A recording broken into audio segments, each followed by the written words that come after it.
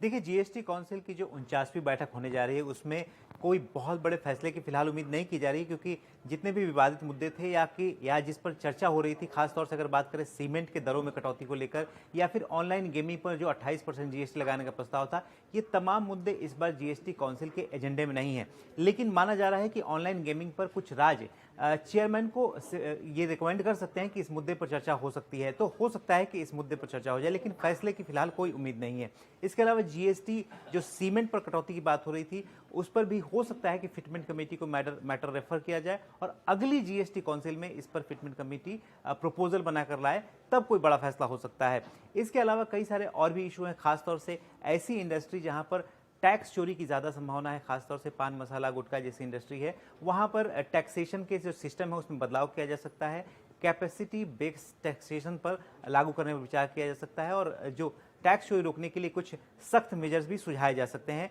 इस पर जीओएम की रिपोर्ट बनाई गई थी और उसी जीओएम की रिपोर्ट पर चर्चा होगी। एक और महत्वपूर्ण एजेंडा जीएसटी अपीलेट ट्रिब्यूनल के गठन को लेकर भी जो जीओएम की रिपोर्ट आई है और उस पर चर्चा होगी और हो सकता है कि इस पर फैसला हो जाए। इसके अलावा कुछ और आइटम हैं जिनकी दरों में कटौती करने की बात है, खासतौर से मिलेट्स बेस्ड प्रोडक्ट्स हैं, उस पर दरों में कटौती हो सकती है, 18% से घटाकर 0% या 5% किया जा सकता है। इसके अलावा जो शुगर केन राब है, उस पर भी जीएसटी की दरों में कटौती की जाएगी। और एक जो और एजेंडा है, जो एमयूवी पर जो सेस लगाने का मुद्दा है